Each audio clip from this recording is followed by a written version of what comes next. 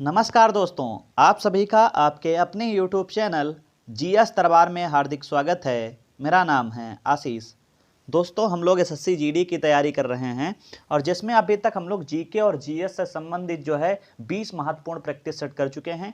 ये 21वां practice set है। तो जो लोग हमारे साथ नए जुड़े हैं, मैंने डिस्क्रिप्शन में लिंक दे दी है पूरे प्लेलिस्ट की, वहाँ से आप जो है प्रैक्टिस सेट कर सकते हैं। और आप सभी को पता है कि विगत जितने कह सकते हो पेपर हुए हैं उसमें कहीं ना कहीं जो हमने क्वेश्चन पेपर करवाए हैं, चाहे वो यूपी पेट का हो, यूपीएसआई का हो, सभी में लगभग में प्रश्न फंसे हैं। तो आप सब भरोसा करके आराम से प्रश्न पत्र को पूरा करिएगा और कहीं ना कहीं आपको इससे प्रॉफिट जरूर होगा। तो आइए शुरू करते हैं।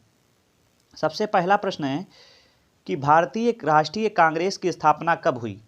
1885, 1895, 1865 या 1890?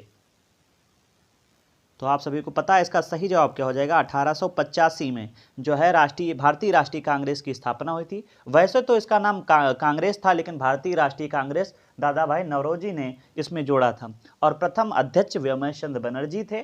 और साथ ही साथ अगर पूछा संस्थापक कौन थे तो A.O. ह्यूम थे। आइए अगले प्रश्न की बात करते हैं।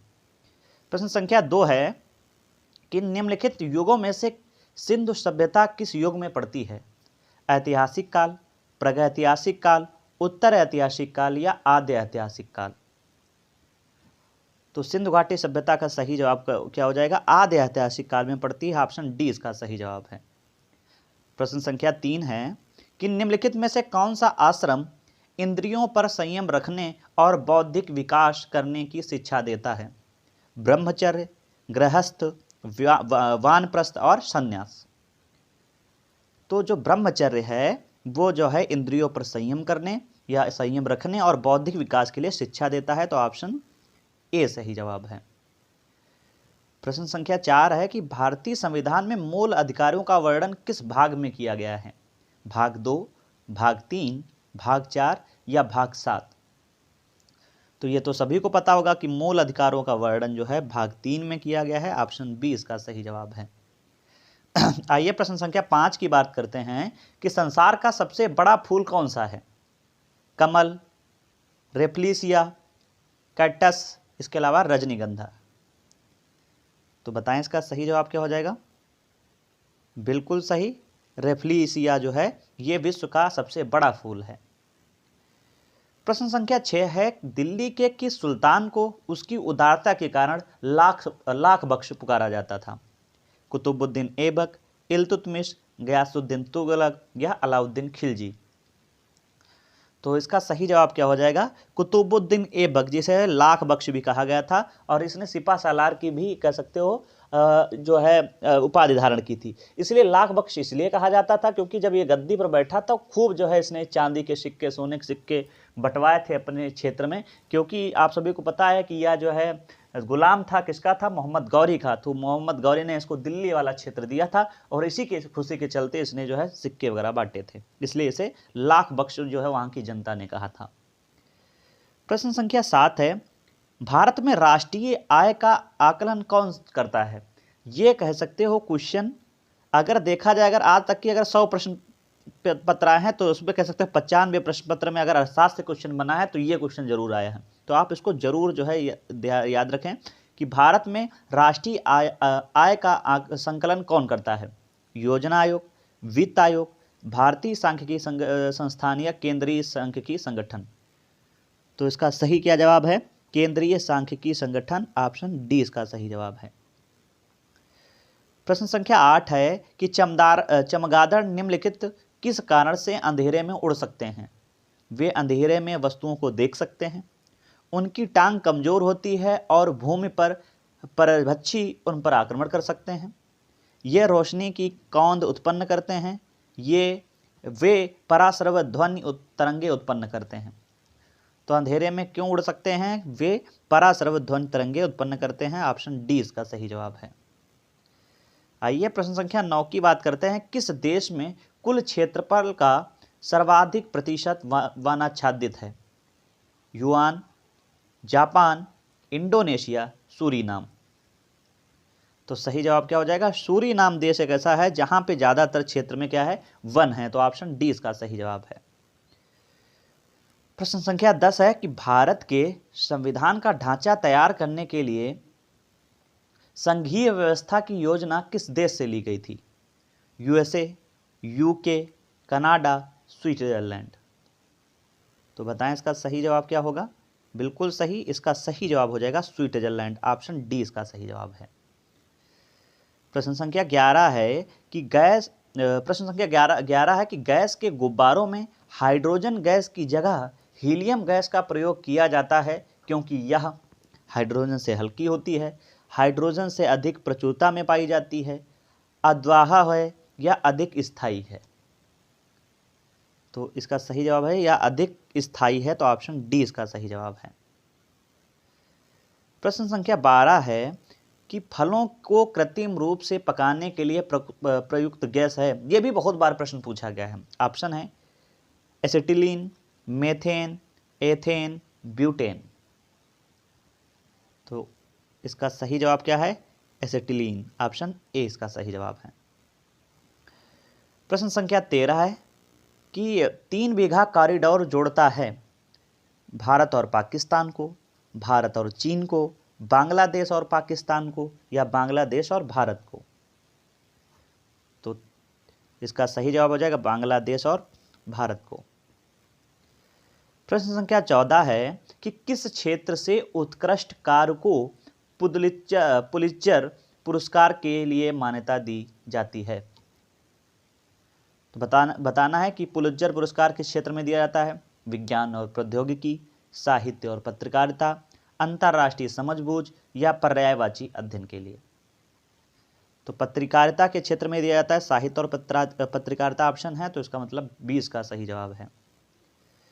प्रश्न संख्या 15 है कि चित्तौड़ में विजय स्तंभ का निर्माण किसने कराया था? महाराणा प्रताप, राणा संग्राम सिंह, राणा कुंभा या राणा रतन सिंह। तो सही जवाब क्या होगा? राणा कुंभा ने जो है चित्तौड़गढ़ या कह सकते चित्तौड़ में जो है विजय स्तंभ का निर्माण कराया था। ऑप्शन सी इसका सही जवाब है। प्रश्न संख्या 16 है कंप्यूटर डाटा की सबसे छोटी इकाई है रिकॉर्ड, फाइल, बिट या बाइट। तो बताना है इसका सही जवाब, तो क्या हो जाएगा? बिट हो जाएगा। तो ऑप्शन सी इसका सही जवाब है। आप सब कमेंट बॉक्स में बताइए कि कंप्यूटर डाटा की सबसे बड़ी इकाई कौन सी है, क्योंकि छोटी इकाई तो जो है बिट है, तो सबसे बड़ी इकाई क्या है? आइए प्रश्न संख्या 17 की बात करते हैं कि भारत की तटरेखा है 5500 किलोमीटर, 6500 किलोमीटर, 7500 किलोमीटर या जो है 8400 किलोमीटर। तो इसका सही जवाब क्या हो जाएगा? 7500 किलोमीटर। वही 7516 किलोमीटर है, लेकिन इसमें 16 ऑप्शन है नहीं, तो 7500 इसका सही जवाब हो जाएगा। प्रश्न संख्या 18 है कि भारत की सबसे लंबी सुरंग जवाहर टनल किस राज्य में स्थित है? जम्मू और कश्मीर में, महाराष्ट्र में, कर्नाटक में या हिमाचल प्रदेश में? तो इसका सही जवाब क्या हो जाएगा?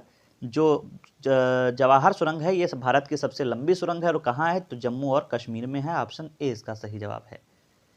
आइए प्रश्न संख्या 19 की बात करते हैं। चंद्र ग्रहण तब होता है जब सूर्य, चंद्रमा और पृथ्वी एक सीध में आ जाते हैं, सूर्य और चंद्रमा के बीच में पृथ्वी आ जाती है, सूर्य और पृथ्वी के बीच में चंद्रमा आ जाता है या पृथ्वी और चंद्रमा के बीच में सूर्य आ जाता है। तो बताना है चंद्र ग्रहण कब होता है। तो इसका सही जवाब क्या है? बी, सूर्य और चंद्रमा के बीच में जब पृथ्वी आ जाती है तब जो है चंद्र ग्रहण होता है। प्रश्न संख्या 20 है कि इंसुलिन की कमी से कौन होने वाला रोग है? बेरी, डायबिटीज, कैंसर, एनीमिया। तो इसका सही जवाब क्या हो जाएगा? बिल्कुल सही, डायबिटीज हो जाता है। तो ऑप्शन बी इसका सही जवाब है। प्रश्न संख्या 21 है। मैं आप सभी को बताना चाहूँगा कि अभी तक आपके पेपर में कुल जो है जीके और जीएस से संबंधित प्रश्न जो आते थे 25 आते थे, क्योंकि आपका 100 नंबर का प्रश्न पत्र होता था। लेकिन 2022 से इसमें संशोधन हुआ है। अब आपके जीके से 20 क्वेश्चन आएंगे, क्योंकि अब टोटल 80 आएंगे तो उसमें 20 क्वेश्चन आएंगे। तो लेकिन मैंने जो क्या किया है, आपको अधिक से अधिक प्रैक्टिस करा सकें, इसलिए मैंने हर प्रैक्टिस सेट में 25 प्रश्न रखे हैं। तो ये 21वां प्रश्न है। तो आप सब डाउट में कह दो ना आए कि हो सकता है कि 21वां क्वेश्चन आ गया, क्या 25 आते हैं? नहीं, आपके प्रश्न पत्र में 20 ही प्रश्न आएंगे, लेकिन मैंने आपको जो है प्रैक्टिस ज़्यादा कराने के लिए मैंने 25 प्रश्न रखे हैं। तो आइए प्रश्न संख्या 21 की बात करते हैं कि वायुमंडल वायु में ऑक्सीजन का प्रतिशत कितना होता है? 25%, 35%, 21% या 10%? तो बताएं इसका सही जवाब। बिल्कुल सही है, 21% होता है, तो ऑप्शन सी इसका सही जवाब है। प्रश्न संख्या 22 है, इंडिया विंस फ्रीडम पुस्तक के लेखक कौन हैं? महात्मा गांधी, मौलाना आजाद, जवाहरलाल नेहरू या जयप्रकाश नारायण? तो India wins freedom Maulana Azad थे, जो भारत के प्रथम शिक्षा मंत्री भी थे। प्रश्न संख्या 23 है कि भारत का सर्वाधिक प्रदूषित नगर है? अंकलेश्वर, लुधियाना, कानपुर, पटना? तो सही जवाब क्या हो जाएगा? अंकलेश्वर जो है ये भारत का सबसे प्रदूषित नगर है। और कहाँ है? तो गुजरात में पड़ता है अंकलेश्वर। तो ऑप्शन ए इसका सही जवाब है। प्रश्न संख्या 24 है कि श्रम दिवस किस तिथि को मनाया जाता है? 1 मई, 4 मई, 8 मई या 9 मई? तो सही जवाब क्या है? बिल्कुल सही, 1 मई को जो है विश्व श्रम दिवस मनाया जाता है। और आज का अंतिम प्रश्न बहुत ही अच्छा प्रश्न है कि अमीर खुसरो का नाम जोड़ा जाता है सितार के आविष्कार के लिए, सरोद के आविष्कार के लिए, तबला के आविष्कार के लिए या शहनाई के आविष्कार के लिए? तो इसका सही जवाब क्या हो जाएगा? सितार के आविष्कार के लिए। और आप सभी को पता है अमीर खुसरो को जो है तोता ए हिंद भी कहा जाता है। इन्हें कह सकते हो कि इन्होंने सितार की खोज की थी। इसके अलावा कव्वाली इन्होंने सबसे पहले बनाई। तो इस बारे में आपको भी याद रखना है। कभी कभी प्रश्न पूछा जाता है कि तोता ए हिंद किसे कहा जाता है? तो अमीर खुसरो को कहा जाता है। और खड़ी बोली के प्रवर्तक भी इनको कहा जाता है। तो दोस्तों इस वीडियो में बस इतना ही रखते हैं। आप सभी को ये वीडियो कैसा लगा है कमेंट करके ज़रूर बताएं। यदि आपको वीडियो अच्छा लगा है तब भी आप जो है कमेंट करके ज़रूर बताएं। और अपने दोस्तों को, जितने भी आपके दोस्त जो है एसएससी जीडी की तैयारी कर रहे हैं, उनको ये वीडियो भेजिएगा और बताइएगा कि यहाँ जो है सबसे अच्छे प्रश्न जीके और जीएस से संबंधित कराए जाते हैं। बाकी जो लोग एसएससी जीडी का पेपर नहीं दे रहे हैं और वो अन्य जो है कह सकते हो कॉम्पिटिटिव एग्जाम की तैयारी कर रहे हैं, तो मैं इस समय जो है यूपीएससी और पीसीएस के लेवल का जो है मैं इतिहास पढ़ा रहा हूँ।